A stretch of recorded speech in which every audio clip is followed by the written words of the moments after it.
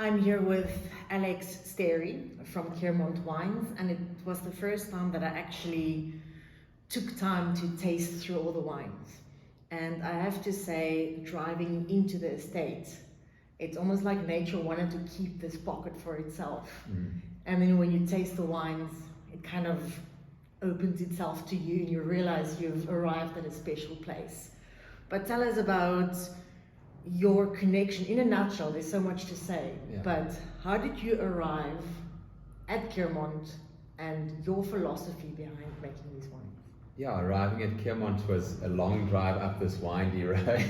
I grew up just down the road and used to come actually riding my mountain bike up here. And after studying and working abroad, I came and I met Dave Trafford and worked as an intern for Dave, and then met Mark, who owns Keermont, during that time, and introduced myself and asked him if he would please take me on as a viticulturalist. So started as a viticulturalist in 2005, and started to make a little bit of wine, almost like for fun or on the side, already at that stage, and that sort of evolved into what is today Keermont. So yeah, that was in a nutshell the introduction to how I ended up here. And quite a serendipitous tale. Your father also being involved in the vineyards back in the day. Yes. And you really, this valley is almost in your blood. You grew up here. It very much is, yeah. Once you've lived in this valley, you don't want to live anywhere else. It's such a special place.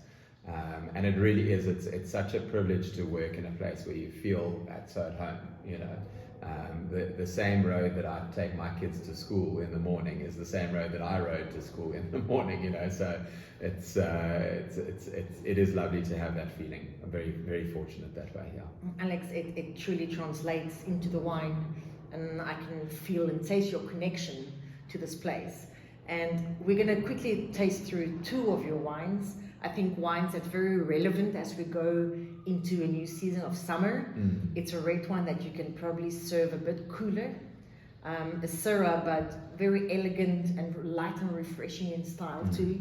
And then on the white side, we have the Terrassa. The Terrassa, so that's the blend. That's the blend. Yeah. Also a wine for all seasons, and really packs the punch, and there's so much intensity there. Yeah. So completely on par these wines. If you put them on a table, you can go back and forth and explore them. Yes. Yeah, absolutely. So why don't you pour us, and then let's talk through them. We're gonna go with the Terrassa. So this is the Terrassa 2020. Terrassa is a wine which has evolved from the original production being 2 barrels back in 2009, and today it's one of our biggest productions. We're now aiming to make about 15,000 bottles. Most importantly about all of our wines is that they're all grown on Keermont. We never include any fruit which isn't grown on the farm. We never have, and our plan is never to do that. So the Terrassa is a blend of all of our wine varieties which we grow here. Initial plantings were based on Chenin Blanc, so we've always got 30, 40, 50% Chenin in the blend. Then we blend in a bit of Chardonnay from one little terrace of Chardonnay that's out in front of the winery here. Some Sauvignon Blanc from an old block which my dad planted. It's an old dryland block of Sauvignon Blanc. And then little bits of Viognier, Marsanne and Roussanne, which I always equate to like adding like a little pinch of paprika or pepper or something like that to food, because little bits of those wine is enough to give you the character. So the idea, it's barrel fermented. All of our wines are natural yeast ferments, wild yeast ferments. And the idea behind the Terrassa is to create a really complex wine, and you touched on it just now. It's to create a wine which you can drink it on its own. You can pair it with lots of different dishes. It's very versatile in that regard. Nice complex wine, and something which you can, it stands up to red wine in a way. And I can really, recommend people to come out here and do a tasting. And I don't know, if people come and do a tasting, can you take them up to show them, or that included? Not everybody. because we do get a lot of we do get visits up here, and I can't spend my day driving up and down the road. Okay, so I consider myself very fortunate. That's for the VIPs. But going up there and overlooking this whole bowl or amphitheater, yes, you understand that energy that's all tied into yes, this wine, and I think absolutely. you've accomplished the same thing when you blend these varietals. The wine has got that same energy. Very much, I'm terroir for Scrook. I really read into different soil types and different aspects, and elevations and all those sorts of things which influence the way that the wines taste. And for me, it's really important that we express that in our wines. I think in terms of our blends, we try to pull the whole thing together, and then in terms of the varietals, they may be a little bit more site specific as such. So I think this wine it's a perfect conversation starter. It's got ample fruit, but it's not difficult to drink. It's an effortless wine, so it's a perfect wine for people that's new to wine and people that really appreciate the story of terroir. Yeah, I always laugh because people get awkward around the term easy drinking. Yeah. And I'm like, I hope all of my wines are easy drinking. I hate to think of them being difficult drinking because that would be the wrong way to go. Now, for me, actually, the most rewarding part about what I do is when people come up and say, "Oh, we drank a bottle of your wine last night." Absolutely. That is fantastic. Like if people are pulling the cork and drinking the thing, that's what I want to hear. And enjoying it, hopefully. Yeah. Well, and then coming to the Syrah, that's another one that I can easily have 2 bottles of. Also quite ethereal. It's that person that walks into the room that really grabs your attention, but that's easy to talk to. It's rather said like that than easy drinking, because it's a wine that's got a lot of complexity, yes, a lot of intensity, and beautifully balanced. But that's when you put your stem on it. So tell us how you make this Syrah. So Syrah is definitely the red grape variety, in my opinion, which sort of comes the most naturally to myself, but also to the farm.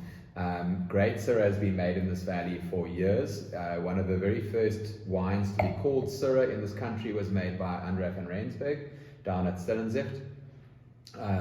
Dave Trafford, our neighbour, has really built a strong reputation for making great initially Shiraz, and now he calls it Syrah.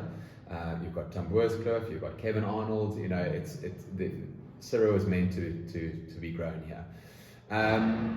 We've got 3 sites for growing Syrah. The one is called Steepside. It's north facing on clay soils on the Helderberg. We've got Topside, which is up on the Stellenbosch mountain, more rocky soils, cooler site.